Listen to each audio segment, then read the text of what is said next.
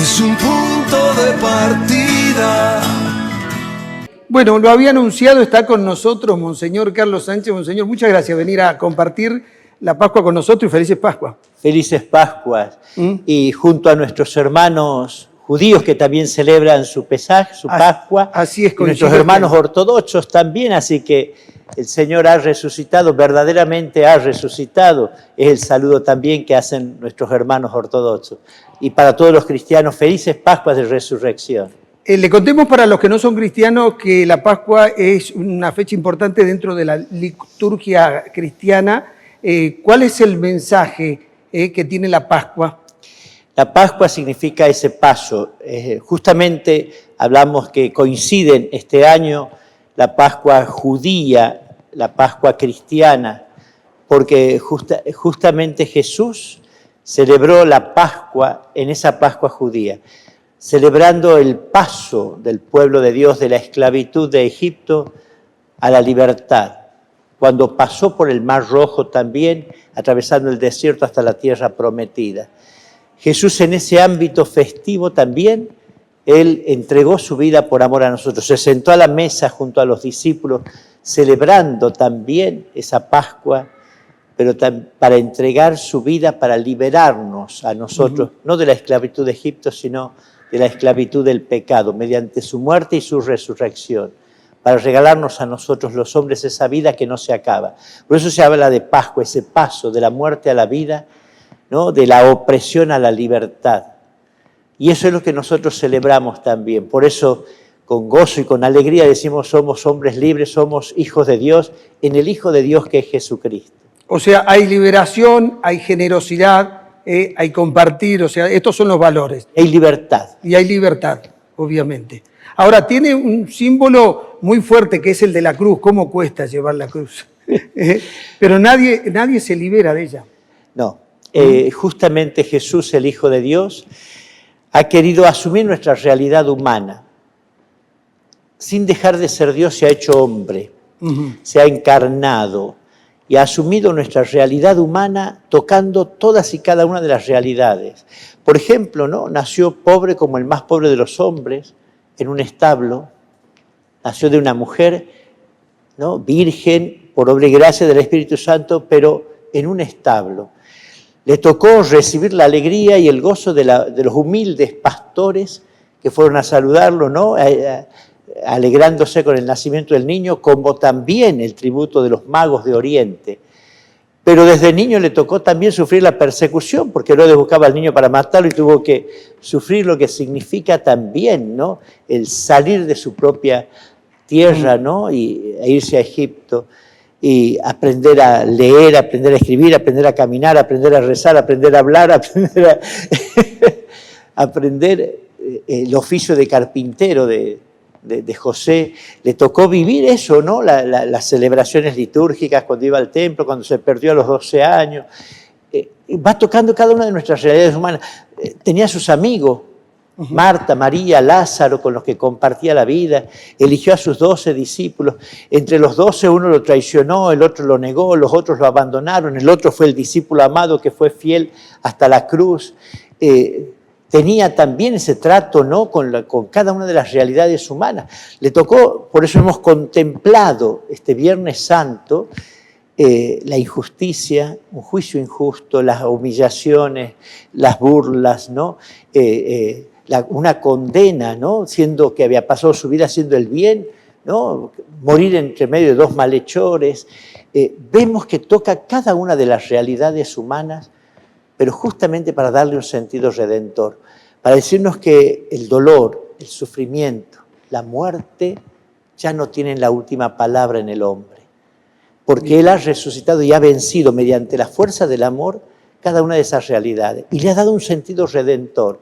Entonces, el dolor, el sufrimiento y hasta la muerte tienen un sentido distinto desde que Jesucristo lo asumió, los crucificó en su cruz y nos ha redimido mediante su resurrección. Cuando usted lleva adelante el diálogo político, ¿le habla sobre todo esto a los políticos? Hablamos... ¿O de qué hablan?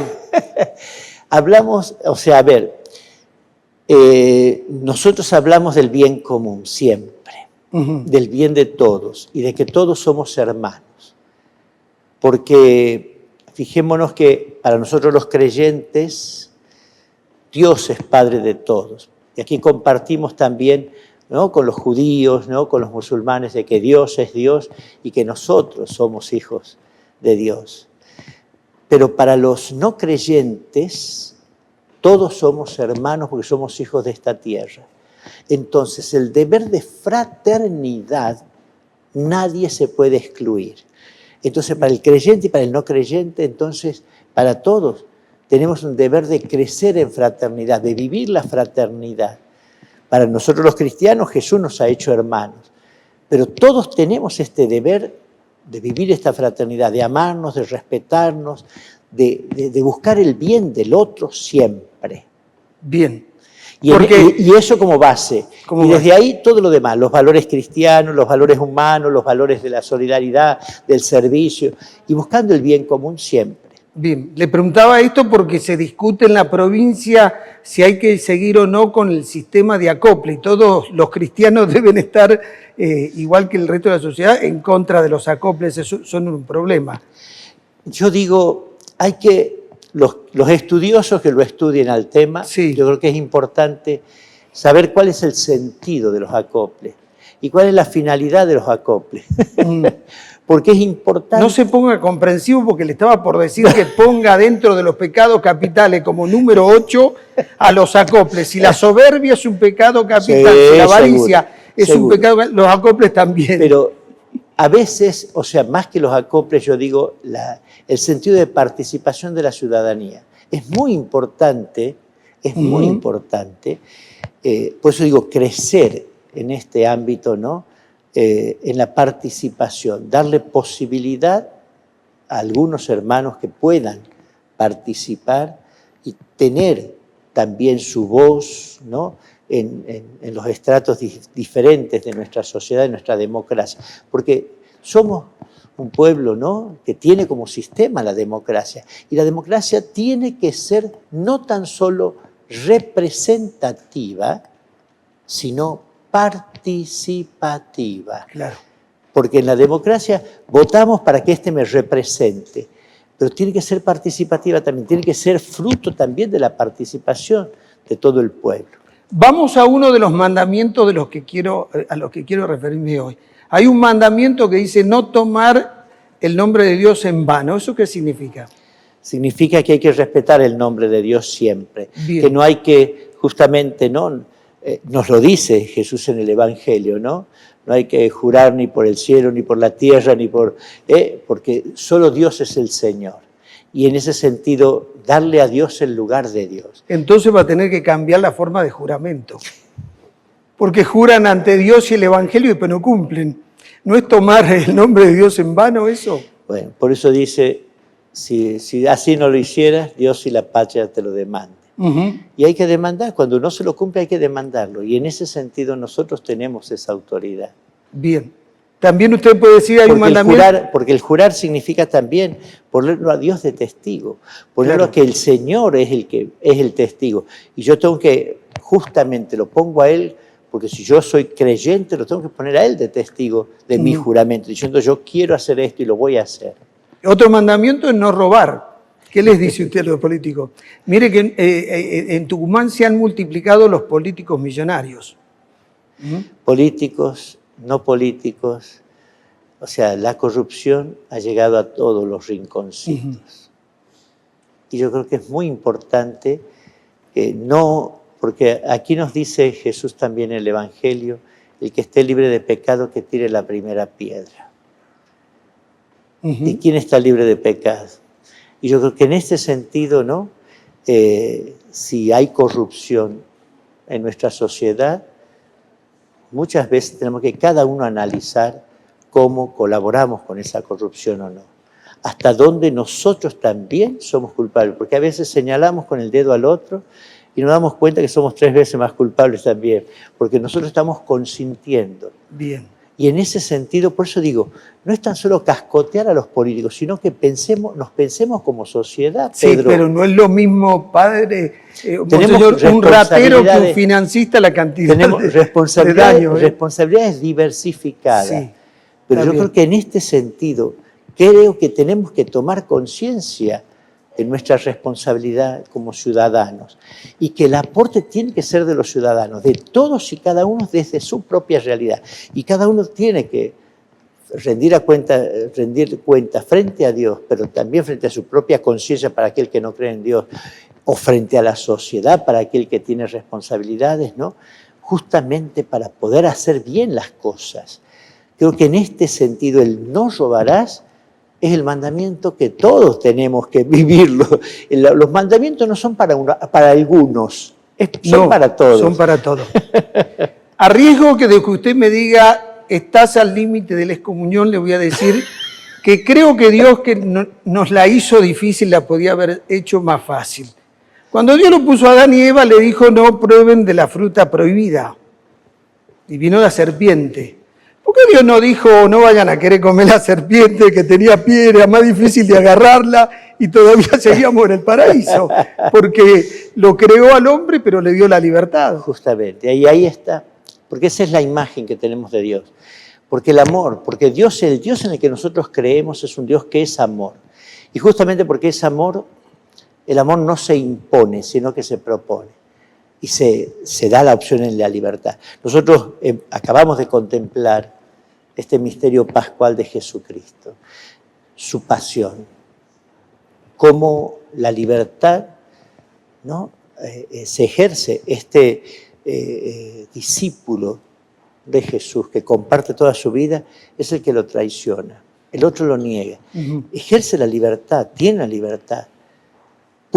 Pilato tenía la libertad de liberarlo, tenía la potestad de hacerlo, y se lava las manos.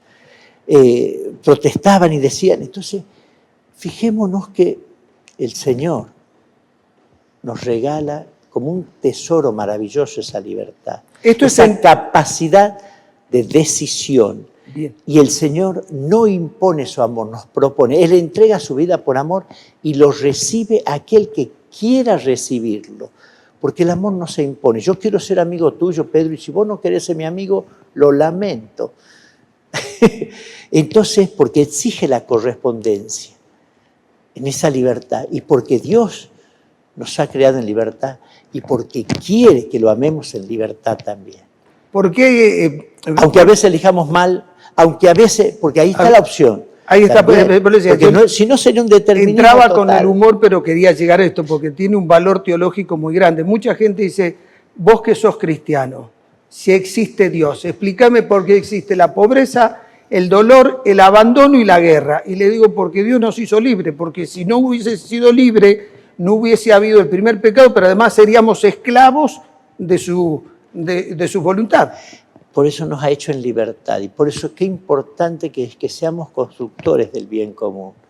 Pues yo te decía recién, todos somos responsables, justamente por la libertad. Todos tenemos que responder frente a Dios o frente a los demás o frente a la propia conciencia, ¿no? Del bien que tengamos que hacer. Porque aunque dice una chacarera por ahí que el hombre es el único capaz de odiar, pero la primera capacidad que le ha regalado Dios al hombre es la capacidad de amar. Sí. Y de servir y de entregar la vida por amor. Y por eso Jesús nos ha redimido de ese pecado mediante un acto de obediencia, mediante su obediencia a la voluntad del Padre, entregando su vida por amor, muriendo y resucitando. Por eso para nosotros los cristianos, la vida de Cristo y el misterio que estamos celebrando, el misterio pascual de Jesucristo, es así. Es un misterio de libertad, de amor, de libertad, de redención, de liberarnos de la esclavitud, del egoísmo, de la ambición, del propio capricho, ¿me entendés? Es un gesto de amor y de libertad para que nosotros seamos libres. Y además nos da la oportunidad con el jubileo como con la moratoria, ponernos al día.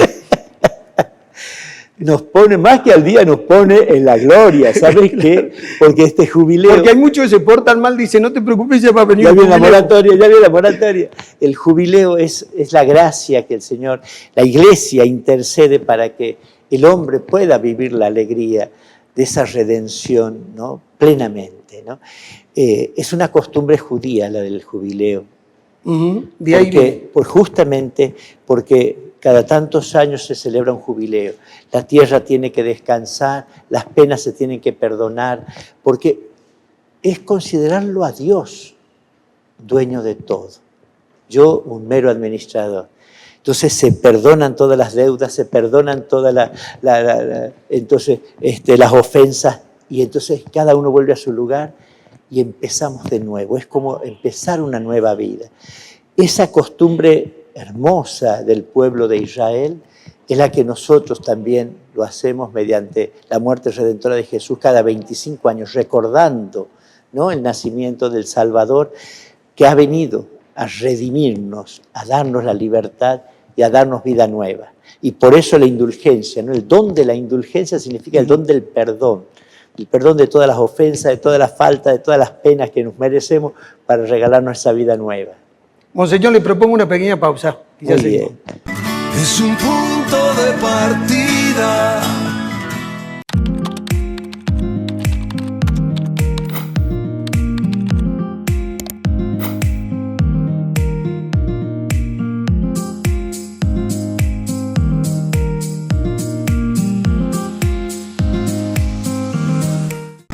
Es un punto de partida.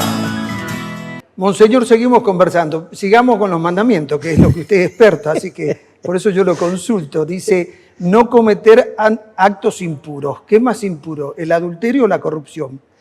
Es tan impuro una cosa como la otra. Pero, ¿cuál hace más daño? Hace mucho daño. Mira, en ese sentido es el respeto a la integridad de cada persona, la propia, la del otro. Y por eso, ¿no?, nadie puede ir por encima de la vida del otro, ni de la salud del otro, ni de los bienes del otro, ni de la... Entonces, en ese sentido, ¿no?, ¿cuánto nos tenemos que en ese sentido tenemos que seguir creciendo, ¿no? Yo creo que por ahí la soberbia es la que nos lleva a adueñarnos del otro. A veces no somos dueños de nuestros propios impulsos, ¿no?, de nuestras propias capacidades, y a veces abusamos. Entonces, qué importante que seamos, es saber tener ese control, ese dominio de sí, para poder no dejarnos arrastrar, ni por los impulsos, ni por el placer, ni por el poder, sino que de verdad podamos servir, aprovechar esas capacidades para servir. Pensar en que si Dios me ha dado capacidades, son dones de Dios para el servicio de los demás. Para nosotros los creyentes es así. Y para el no creyente también. O sea, no es para usar ni para abusar del otro, sino disponer de todo lo que somos y tenemos para poder entregarlo a los demás. En ese sentido, ¿no? Qué importante, ¿no?, lo que hacen los estudiosos, lo que hacen nuestros intelectuales, nuestras universidades, de poder desarrollar las capacidades para el servicio de los demás. Así lo tenemos que hacer todos, cada uno desde su lugar. Un panadero y sabe hacer pan, entonces, y eso lo pone al servicio de los demás. El médico pone su ciencia al servicio de los demás. El obrero, el empleado, lo pone al servicio de los demás. Cada uno tenemos que descubrir esas capacidades que tenemos para disponer al servicio de los demás. Como el cura tiene que ejercer el pastoreo al servicio de los demás. Ahora, Monseñor, usted me dice, no podemos adueñarnos del otro. ¿Por qué el mandamiento dice no desear la mujer de tu prójimo? Como si la mujer fuera de alguien. No hay que corregir eso, hay que decirlo a los estudiosos. Me parece que va a tener que cambiar la redacción de ese mandamiento. Y dice la mujer, los bienes, su asno, su terreno, Con la mujer pone los otros bienes que son, porque es el respeto a la propiedad también de cada uno. Claro. Es el respeto a la propiedad Pero privada. está redactado de tal manera que dice en medio machista el mandamiento. Claro, pero hay que terminar de leerlo ahí en el Antiguo, porque es el Antiguo Testamento, y hay que seguir leyéndolo, porque ahí dice, ¿no?, justamente, ¿no?, de no codiciar, o sea, querer poseerlo de mala manera, ¿no? Creo que uno puede compartir muy bien la vida, ¿no? y compartir los bienes. Qué importante que es eso, que aprendamos que los bienes son también para compartirlos. Yo tengo una propiedad privada, pero es para compartirlo, no para egoístamente enguillarlo. Y eso me habrás escuchado muchas veces, Pedro, decirlo, ¿no? El pan que se enguilla se endurece y el que se comparte se multiplica, ¿no? Justamente los bienes son para poder compartirlo. El otro mandamiento dice honrar al padre y a la madre. Y viene un cristiano y le dice, Monseñor, ¿sabe qué pasa? Mi padre es torturador y mi madre es subversiva. ¿Cómo hago para honrarlos? No dejar de amarlo. Porque antes de ser un torturador, antes de ser un delincuente, antes de ser lo que sea, es un hermano, es un padre, es una madre, es un hombre, es una persona. Ahí va el perdón. Y hay que amar siempre, hay que amar siempre. Por eso nosotros, qué sé yo, tenemos la pastoral penitenciaria, ¿no? Y pero ¿por qué? Pero claro, es que... y Jesús nos ha dicho, yo estuve preso y me fueron a visitar. Y porque el Señor también ha asumido esa realidad tan triste, ¿no? de estar preso. Y cada una de esas realidades que son tristes, que son denigrantes, Jesús las toca también para redimirlas. Entonces, qué importante que eso, ¿no? No quiere decir consentir. No, el sentido que tiene el mandamiento, amar. tengo entendido, es también establecer un principio de autoridad. O sea, el respeto Había una sociedad donde el era respeto del padre y necesario. a la madre tiene que ser siempre, porque aunque, por eso digo, que importante que es que aprendamos a ser verdaderos padres y madres también, porque es el ejemplo fundamentalmente lo que enseña, lo que educa, ¿no?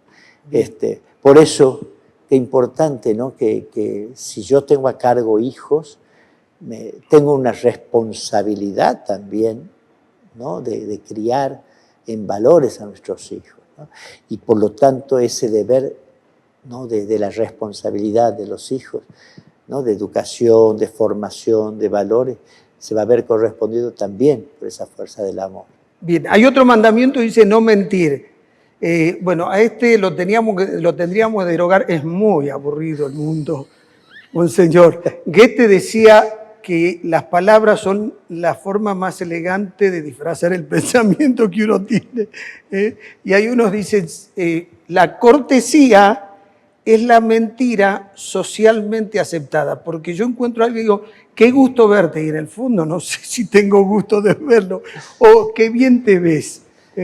La sinceridad, la honestidad y la verdad, como dice San Agustín, siempre con caridad.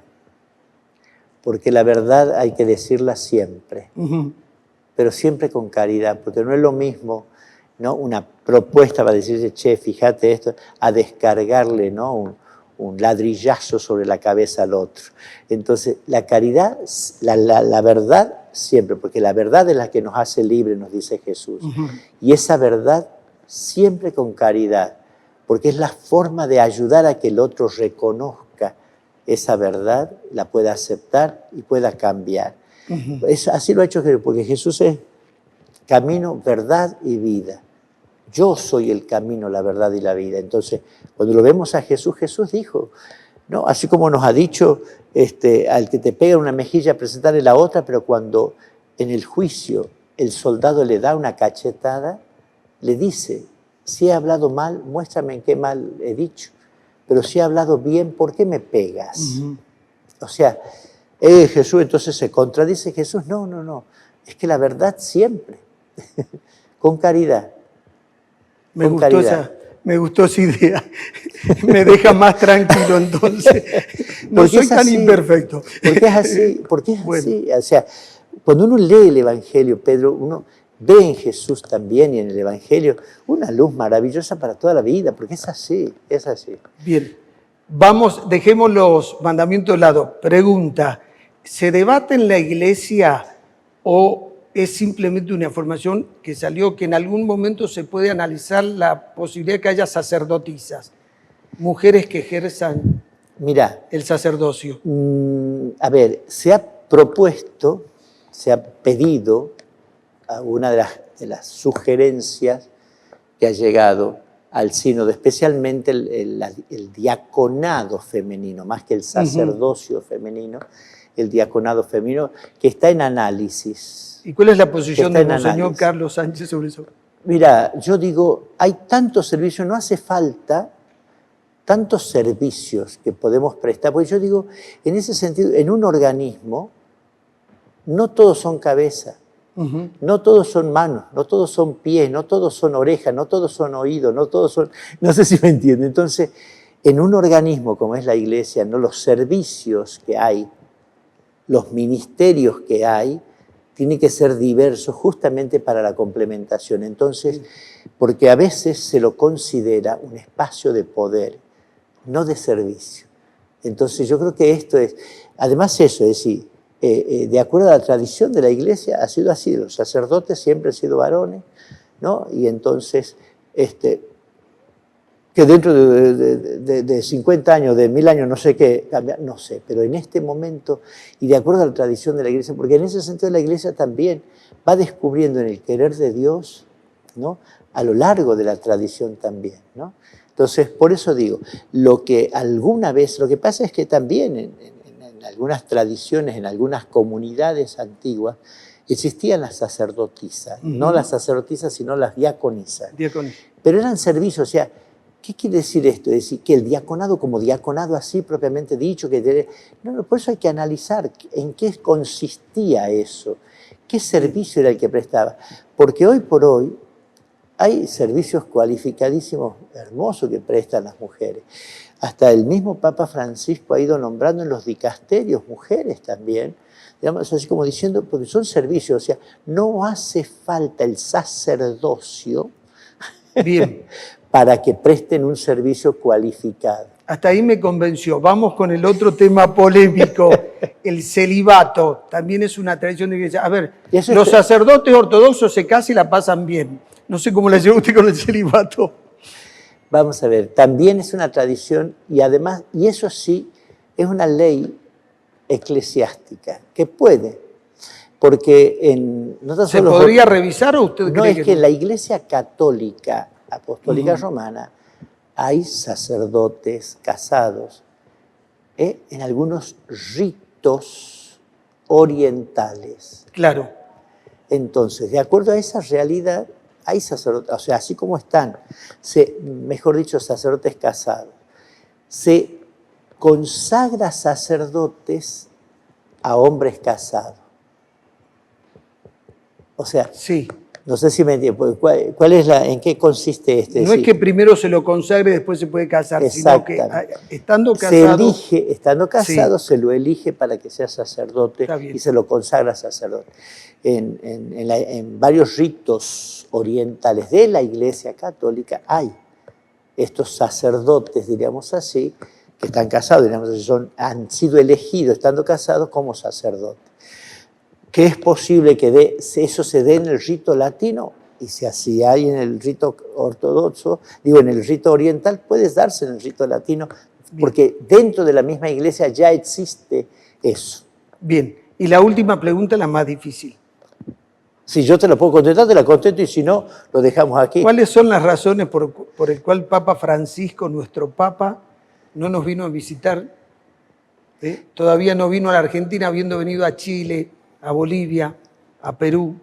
No sé. ¿Para qué te voy a decir? No sé.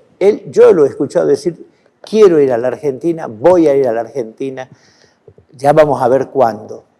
Ahora está muy deterioradito de salud. Ahora va a ser difícil que haga gira. Ahora ya va a ser muy difícil. Necesita la asistencia.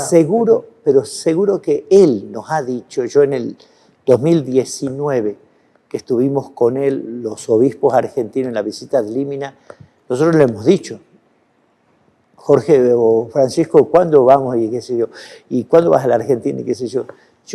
Díganle a los argentinos que yo quiero ir a la Argentina, que voy a ir a la Argentina, ya vamos a ver cuándo. Bien. Hay una cosa que sí uno puede descubrir en Francisco, que es un hombre evangélico y muy coherente. Porque así como Jorge Bergoglio, desde ejercía su ministerio episcopal en Buenos Aires, desde las periferias, no desde el centro, sino desde las periferias, uno va recorriendo los países donde estuvo Francisco y realmente son periferias de la humanidad. Y ha sido coherente porque ha ido a lugares no para la popularidad del Papa, sino a ser un anunciador, un mensajero de paz, de esperanza, de algo nuevo y distinto. Aún en lugares donde la Iglesia es minoría, él ha ido como anunciador de esta buena noticia. Bueno, Monseñor Carlos Sánchez, fue un placer pasar la Pascua con usted y este momento. Muchas gracias. Sí, felices Pascuas de Resurrección y que el Señor los bendiga infinitamente. Gracias, Pedro, y bendiciones a todos los tucumanos. Muchas gracias. Ya volvemos. Es un punto de partida.